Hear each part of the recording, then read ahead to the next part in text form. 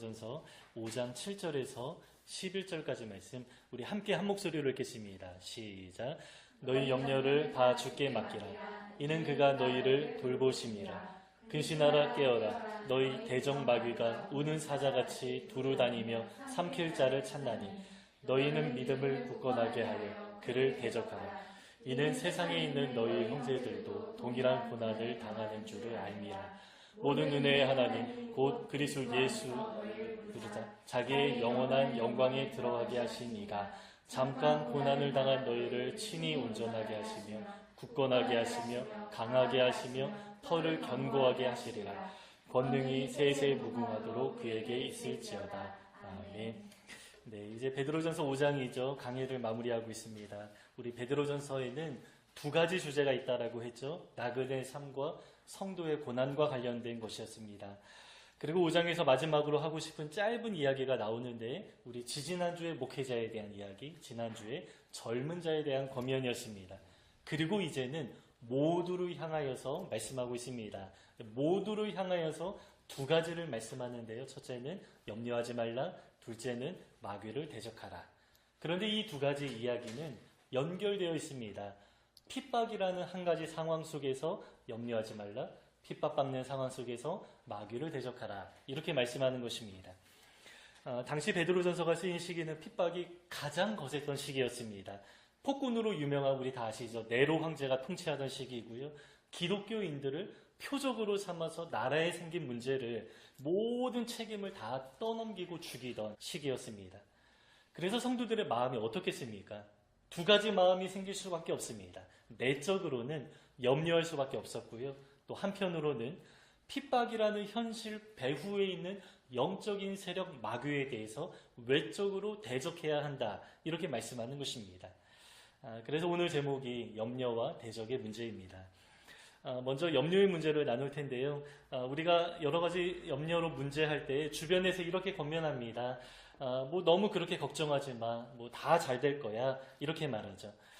물론 좋은 마음과 의도로 권면하는 것이지만 사실 실제적으로 이러한 말들이 우리에게 크게 위로가 되지 않습니다. 왜냐하면 조금 막연하기 때문이죠. 잘 될 거야 라고 말하는데 잘 될 거야 라고 말하는 그 근거가 없기 때문에 그 말에 힘이 되지는 않습니다. 그런데 여기서 한 가지 더 나아가서 그냥 잘 될 거야 말하는 것이 아니라 내가 도와줄게, 내가 대신 책임질게 라고 말하면 여러분 마음이 어떻겠습니까?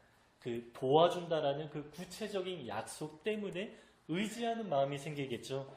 고마운 마음이 들면서 한편 또 반신반의하면서 어느 정도 우리 마음 가운데 생긴 염려가 사라지게 됩니다. 그런데 베드로 사도는 오늘 본문에서 이렇게도 말씀하지 않습니다. 내가 대표로 앞장서서 로마 세력을 대항하면서 너희를 보호해줄게 이렇게 말하지 않고요. 다른 방식으로 위로하고 염려하지 말라 말씀합니다. 그것이 무엇입니까? 하나님의 도우심을 말씀합니다. 염려의 문제는 오직 하나님과의 관계 속에서만 처리할 수 있다는 것이죠. 왜냐하면 주님이 직접 우리 개인의 삶을 돌보시기 때문입니다. 여러분 이 권면은 사실 믿음이 없는 사람들에게는 별로 의미가 없습니다. 보이지 않는 하나님에 대한 믿음이 없다면 이 권면 때문에 우리의 마음이 평안해지지 않습니다. 오히려 힘 있는 사람, 능력 있는 사람이 도와준다라고 할 때에 안심하게 되겠죠. 하나님에 대한 믿음이 없다면 눈에 보이는 것을 추구하고 눈에 보이는 대상을 의지할 수밖에 없습니다. 그러나 베드로 사도는 성도들에게 주님이 도우신다, 염려하지 말라 이렇게 말씀하죠. 이렇게 권면할 수 있는 이유가 무엇입니까? 이 권면을 듣는 성도들이 믿음의 사람이기 때문입니다. 어느 정도 믿음의 수준이 있다라는 사실을 전제하고 이 편지를 쓰는 것입니다. 그러면 우리에게는 어떠한 권면이 어울리겠습니까? 눈에 보이지 않는 하나님의 도우심이 우리에게 실제적으로 위로와 힘이 된다면 오늘 본문이 정말 나에게 위로가 된다면 우리 또한 믿음의 사람이 되는 것입니다. 여러분 우리가 눈에 보이는 사람을 믿는 것은 쉽지만 결과적으로 많이들 하는 이야기입니다. 상처받는 일들이 많이 생기죠. 보증 섰다가 크게 어려움을 당한 사람들 우리 주변에서 많이 듣습니다. 그분들 이야기를 들어보면 이제는 사람을 믿지 못하겠다 이러한 이야기를 합니다. 제가 지난 주간에 그 윤정수 씨 그 기사를 하나 봤는데요. 뭐 이제 돈 문제는 한 80%, 85% 어느 정도 해결해 가는 중인데 안 좋은 점이 생겼다라고 하면서 이제는 사람을 믿지 못하게 되었다. 이렇게 말합니다. 그런데 여러분, 이거는 안 좋은 것이 아닙니다. 원래 사람은 믿음의 대상이 아니죠. 흔히 우리가 말하는 것이 사랑의 대상이다. 그리고 긍휼의 대상이다. 이렇게 말합니다. 여러분, 나도 그렇습니다. 상대방도 우리 모두가 다 하나님 앞에 죄인이고요. 우리 서로가 정말로 불쌍한 사람이다. 이렇게 여겨야 합니다. 이 세상도 마찬가지죠. 지난 주간에 우리 인생이 굉장히 허망하다. 이러한 이야기를 나눴습니다. 안전하지 않습니다. 얼마 전에 라스베가스에서 기관총 난사 사건이 있었죠. 돈이 굉장히 많이 오가는 곳이기 때문에 그만큼 경비가 삼엄하다라고 알려져 있는 그곳이 이제는 너무 불안해진 그러한 공간이 되었습니다. 자연재해 어떻습니까? 어제 오늘의 일이 아닙니다. 이 시대에 이렇게 뉴스가 인터넷이나 이런 것들로 인해서 우리가 좀 쉽게 알려진 것 뿐이지 고대에도 엄청난 자연재해가 많이 있었다라고 합니다. 지금도 여전히 전 세계 곳곳에서 지진과 폭풍이 일어나고 있습니다. 사람도 믿지 못합니다. 이 세상도 믿지 못할 곳입니다. 안전한 곳이 아닙니다. 일부러 제가 여러분들에게 이러한 불안감을 주려고 말하는 것이 아닙니다. 이것이 현실이죠. 이러한 세상 속에서 우리가 염려하며 살아가는 것, 어떻게 보면 당연한 것입니다. 그러나 염려의 문제를 해결해야 하는데 세상과 사람 자체가 불안하기 때문에 눈에 보이는 대상을 의지하는 방식으로는 결코 염려의 문제를 해결할 수 없습니다. 그러면 염려는 어떻게 처리할 수 있습니까? 오직 하나님 안에서만 가능합니다. 세상의 문제를 초월하여서 주님이 우리에게 주시는 평강이 있어야만 우리 안에 있는 염려의 문제가 사라지는 것이죠. 예수님이 갈릴리 바다에 폭풍이 일어날 때 배에서 곤히 주무셨죠. 제자들이 흔들어 깨워야 일어날 정도로 아주 푹 주무셨습니다.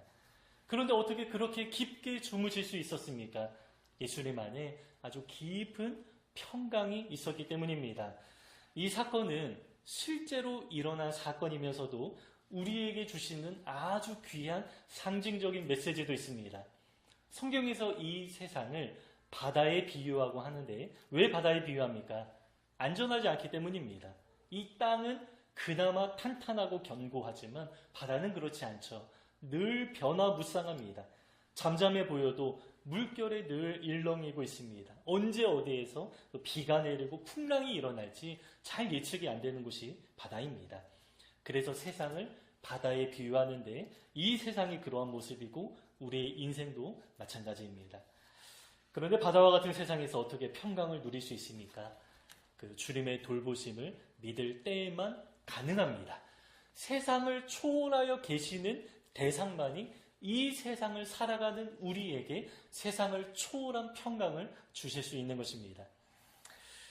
그런데 문제는 그분이 우리에게 평강을 주시는데요. 이 평강이라는 것은 우리가 살아가는 이 모든 문제들을 다 해결해 주신다, 이런 의미는 아니죠. 바다가 늘 변화무쌍한 것처럼 이 세상에 살아가는 한 문제가 없을 수는 없습니다. 그래서 우리 신앙인들에게 주어진 숙제가 무엇입니까? 문제 속에서, 일렁이는 바다 속에서 예수님이 그러하셨던 것처럼 우리도 평강을 누리며 살아가는 그 비결을 우리가 배우는 것입니다. 오늘 본문에서 하나님이 우리를 돌보신다, 이렇게 말씀하시는데요. 여러분, 이 돌보신다라는 것을 우리가 좀 오해하면 안 됩니다. 문제가 다 해결되는 것이 주님이 우리를 돌보시는 것이 아니다라는 것입니다. 하나님의 방식은 그렇지 않을 때도 있습니다. 부모가 자녀를 돌본다라고 말합니다. 그런데 하나부터 열까지 모든 것들을 다 해결해 주는 방식으로 돌보지 않죠. 숙제를 도와줘도 부모가 대신 문제를 풀어주지 않습니다. 문제를 풀어갈 수 있도록 옆에서 질문하는 방식으로 직접 해결할 수 있도록 도와주는 것이죠. 신앙도 마찬가지입니다. 하나님이 우리를 돌보시는데 모든 것을 다 해결해 주시는 것이 아닙니다. 여러분, 문제는 해결되기도 하고 해결되지 않기도 합니다. 중요한 것은 우리의 마음인데요. 어떠한 상황에서든지, 폭풍이 일어나는 상황에서라도 평강을 누리게 하는 방식으로 하나님이 우리를 돌보신다라는 것입니다. 초기 교회 성도들은 핍박 가운데 있었죠. 그런데 이들이 기도한다고 핍박이 사라지지 않았습니다. 그리고 이들은 실제로 핍박이 사라지게 해달라고 기도하지도 않았습니다. 오히려 예수님은 이렇게 말씀하시죠. 너희가 나를 믿고 나를 따르는 이유로 세상으로부터 미움을 당할 것이다 예언하셨습니다. 세상에서는 환난을 당합니다. 이 사실에는 변함이 없습니다. 그래서 이 고난과 핍박이 사라질 것을 기대하는 것은 어쩌면 잘못된 기대일 수 있습니다. 그러나 예수님은 이러한 세상에서 살아가는 우리에게 한 가지 약속을 주시는데요. 나의 평강을 주노라 이렇게 말씀하시죠. 이 말씀은 십자가 직전에 아주 긴장감이 감도는 아주 두려운 상황 속에서 제자들에게 주어진 약속이죠. 예수님이 부활하신 이후에도 제자들은 두려움 가운데 모여 있었습니다. 문을 걸어 잠그고 모여 있었다라고 성경을 기록하고 있습니다. 그런데 예수님이 아주 신비한 부활의 몸을 가지고 벽을 통과해서 제자들에게 나타나시죠. 그러면서 하시는 말씀이 무엇입니까? 너희에게 평강이 있을지어다. 이렇게 말씀하십니다. 여러분, 주님 오늘도 우리에게 말씀하십니다. 너희에게 평강이 있을지어다. 여러분, 이 평강이 우리 안에 임하시기를 축복합니다. 우리는 내적인 것에 별로 좀 가치를 두지 않는 시대에 살아가기 때문에 이 약속이 어쩌면 크게 다가오지 않을 수도 있습니다. 그러나 여러분, 결코 그렇지 않습니다. 주님이 우리에게 약속하셨는데요. 평강을 준다라고 그냥 말씀하지 않고 나의 평강을 준다. 예수님의 평강을 준다. 이렇게 말씀하시죠. 풍랑이 있는 바다에서 깊은 잠을 주무셨던 그 주님의 평강을 우리에게 주신다라는 약속입니다. 십자가 바로 직전 정말로 예수님이 살해당하기 직전에 예수님은 평강을 누리고 계셨는데 그 평강을 우리에게 주시겠다라는 약속입니다. 그래서 우리가 성경에도 나오고 찬양한 것처럼 세상이 알 수도 이해할 수도 없는 평강이다라는 것이죠. 여러분, 이 평강을 얻으면 이 험한 세상에서 평안하게 누워 자고 쉴 수 있는 그런 마음의 넓이와 여유와 넉넉함이 생기게 됩니다. 예측할 수 없는 미래에 대한 불안함도 있지만 그럼에도 평강합니다. 주님이 계시기 때문이죠. 가장 크신 주님, 세상을 이기신 주님이 나와 함께 하시고 우리를 돌보시기 때문입니다. 이 평강이 우리 안에 깊이 자리하여서 이 세상을 넉넉히 살아가는 우리 모두가 되시기를 주님의 이름으로 축복합니다. 이어서 이제 대적하는 주제가 나오는데요. 핍박 속에서 염려하지 말라 말씀하고요. 핍박을 당하는 중에 그 배후 세력인 사탄을 대적하라 이렇게 말씀합니다. 왜냐하면 사탄은 아주 위협적이기 때문이죠. 사탄은 우는 사자와 같이 두루다니면서 삼킬 자를 찾는다라고 말합니다. 저희 앞집에 그 대형견을 키우는 집이 있는데 동호회 분들이 동네에서 좀 가끔 만나는 것 같습니다. 그래서 제가 지나다니다 가끔 큰 개를 보는데 그 네 발로 서 있는데 제 허리만큼 이렇게 오고요. 또 입의 그 길이가 한 약 20cm 정도는 되는 것 같습니다. 한 번은 그 옆에 지나가는데 좀 괜찮겠지 생각하면서도 굉장히 긴장이 되는 것입니다. 이 개가 갑자기 흥분해서 물면 완전하게 속수무책이죠. 그런데 지난 주간에 제가 그 개 옆을 지났는데 저한테 갑자기 막 이렇게 달려들려고 흥분하는 것입니다. 그래서 제가 조금 무서웠던 기억이 있는데요. 여러분, 만약에 주인이 붙들고 있는 대형견이 아니라 오늘 본문의 말씀처럼 묶이지 않은 맹수가 내 앞에 있다면 여러분 어떻겠습니까? 아마 긴장을 넘어서서 아마 몸이 아주 뻣뻣하게 굳을 것입니다. 그런데 여러분, 영적으로 볼 때 사탄이 마치 야생 짐승과 같이 우리를 위협하고 삼키려고 노려보고 있다. 이렇게 말씀합니다. 그러면 우리는 어떻게 대비해야 하겠습니까? 오늘 본문에서는 세 가지 동사를 사용했는데요. 근신하라, 깨어라, 대적하라 이렇게 말씀합니다. 이 정신을 바짝 차리고 대적하라 이렇게 말합니다. 그런데 우는 사자와 같은 그 맹수를 어떻게 대적합니까? 이 맹수 같은 사탄이라면 이 대적하는데 참 어려울 것 같다 이러한 생각이 듭니다. 그런데 굳이 본문에서는 대적하라 이렇게 말씀하시죠. 근데 제가 대적이라는 단어를 찾아봤는데 직접 공격하라 이러한 의미보다는 방어하는 의미가 굉장히 강한 단어였습니다. 그래서 대적하라라는 단어에는 저항하다, 거역하다 이러한 단어가 포함되어 있습니다. 고대 전쟁에는 크게 그 두 가지 방식이 있습니다. 이 성과 성의 전쟁이기 때문에 성을 공격하는 전쟁, 공성전이라고 합니다. 그리고 이제 지킬 숫자라고 해서 성을 방어하는 전쟁, 수성전 이렇게 말합니다. 그러면 본문에서 대적하라라고 하는데 어떤 의미에서 대적하라 말씀합니까? 제가 볼 때 수성전과 같이 방어하는 방식으로 대적하라 이러한 의미로 제가 느껴집니다. 왜냐하면 대적한 결과 사탄의 나라를 초토화시키고 멸망시키는 것이 아니라 대적의 목적이 무엇입니까? 대적하고 나서 내가 하나님 앞에서 아주 굳건하게 서는 것이기 때문입니다. 여러분, 우리가 상식적으로 생각하면 우리가 사탄의 나라를 대적한다고 다 처리되는 것입니까? 그렇지 않습니다. 하나님의 때가 있죠. 최종 심판 때에 하나님이 사탄의 나라를 완전하게 멸망시킵니다. 그 전까지 사탄은 공중 권세를 가지고 이 세상에서 활동하도록 허용되어 있습니다. 그래서 우리가 직접 사탄의 나라를 다 공격해서 멸망시키는 것이 아니라 사탄이 활동하고 있는 세상 속에서 내가 스스로 굳건하게 하나님 앞에 바르게 서는 것이 목적이다라는 것입니다. 그래서 나를 쓰러뜨리지 못하도록 방어하면서 아주 견고하게 성벽을 쌓는 것, 이것이 바로 대적하는 것입니다. 이 의미는 그 당시 초기 교회 그 성도들에게 굉장히 잘 어울리는데요. 로마 세력의 핍박 속에 있는 성도들에게 베드로 사도가 로마 세력과 그 배후에 있는 사탄의 세력을 대적해서 물리치고 기독교 국가를 세우라 이러한 식으로 말하지 않았다라는 것입니다. 이러이러한 상황이 있지만 잘 대적한 결과 너희의 신앙이 하나님 앞에 바르게 세워지라 이렇게 말씀하는 것이죠. 그래서 대적의 방식은 방어하는 것입니다. 하나님이 우리에게 맡기신 일은 뭐 퇴마사처럼 귀신을 찾아다니면서 내쫓는 일을 하는 것 이러한 것이 아닙니다. 우리가 이러한 일들에 온 힘을 다 쏟으면 안 됩니다. 왜냐하면 우리가 살아가는 동안에 하나님 우리에게 맡겨주신 일들이 너무나 많이 있죠. 가장 중요한 일은 예배하는 일입니다.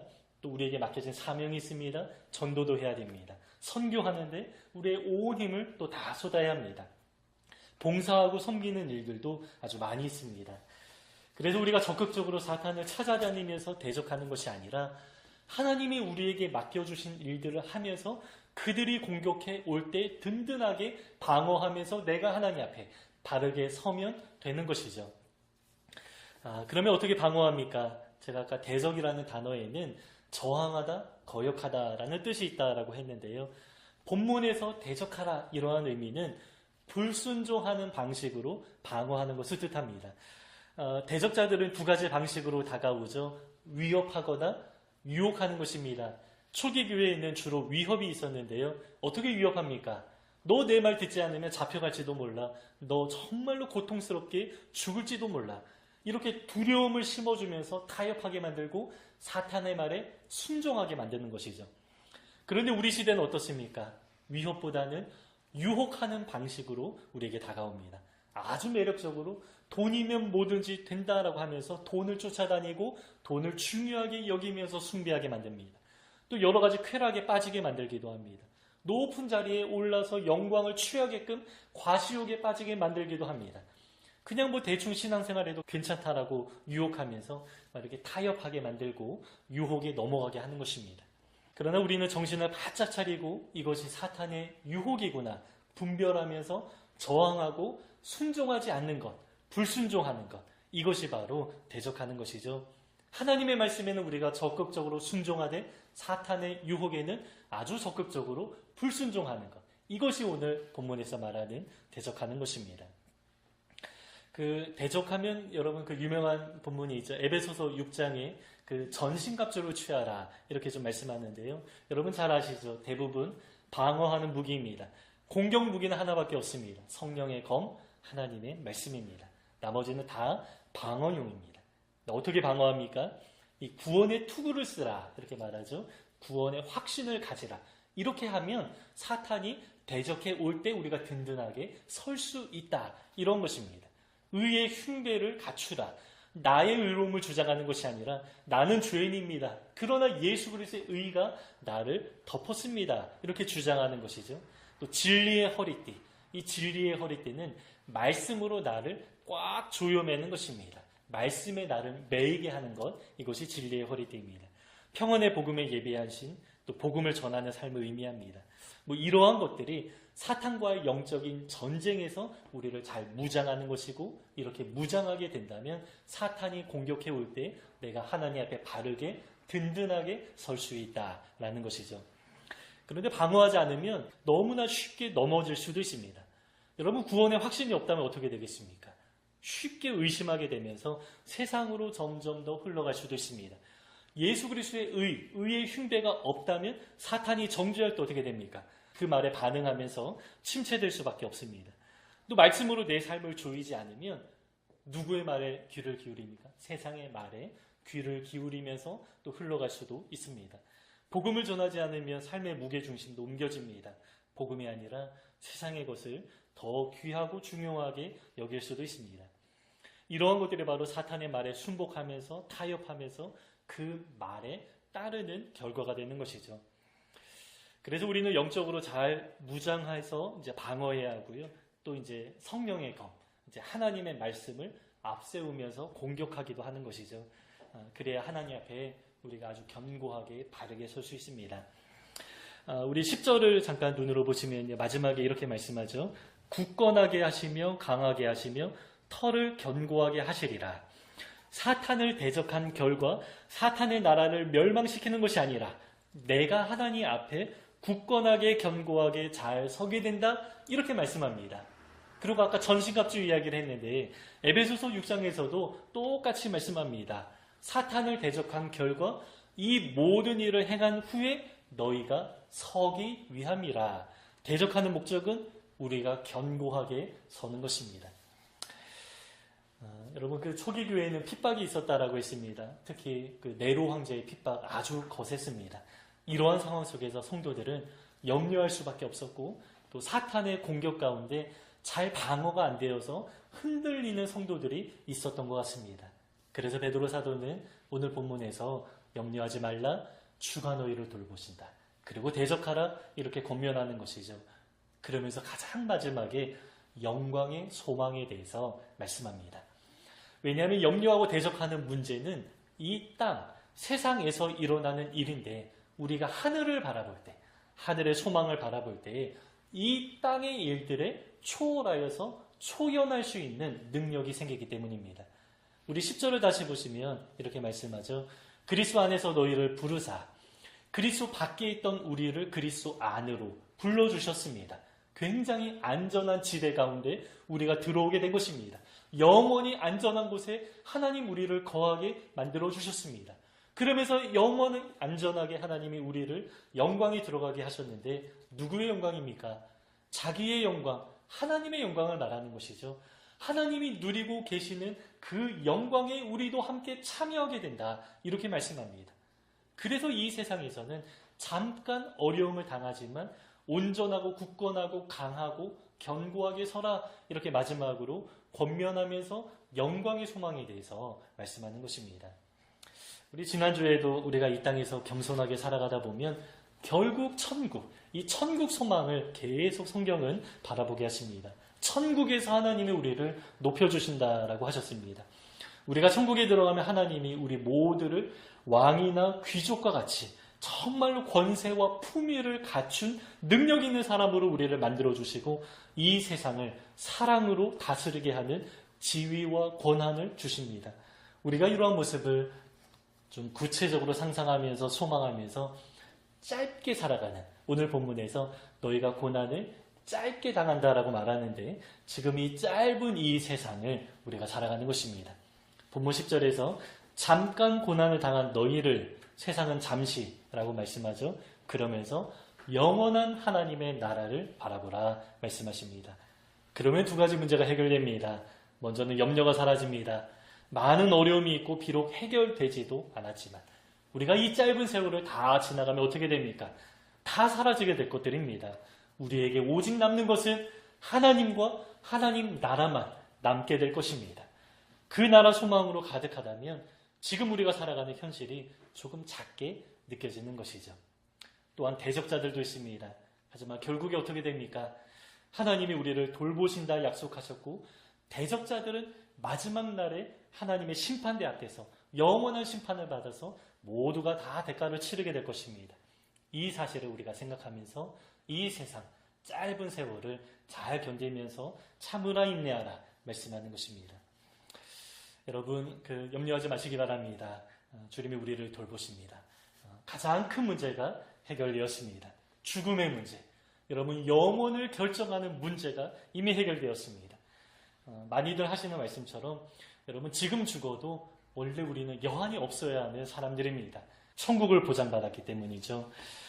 그리고 우리는 또 불순종하면서 살아가야 합니다. 누구의 말에 불순종합니까? 공중 권세에 가진 사탄이 지배하는 세상으로부터 오는 여러 가지 말들이 있는데 그 세상의 말을 분별하면서 불순종하는 것이죠. 우리는 오직 하나님에게만 순종합니다.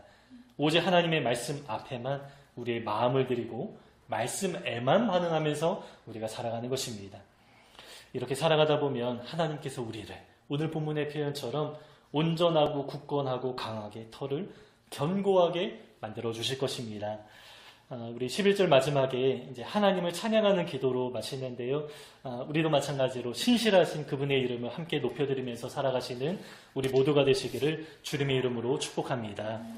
우리 본문 7절부터 11절까지 같이 한번 읽고요. 말씀 마치도록 하겠습니다. 우리 함께 읽겠습니다. 시작. 너희 염려를 다 주께 맡기라. 이는 그가 너희를 돌보심이라. 근신하라 깨어라. 너희 대적 마귀가 우는 사자같이 두루다니며 삼킬 자를 찾나니 너희는 믿음을 굳건하게 하여 그를 대적하라. 이는 세상에 있는 너희 형제들도 동일한 고난을 당하는 줄을 알미라.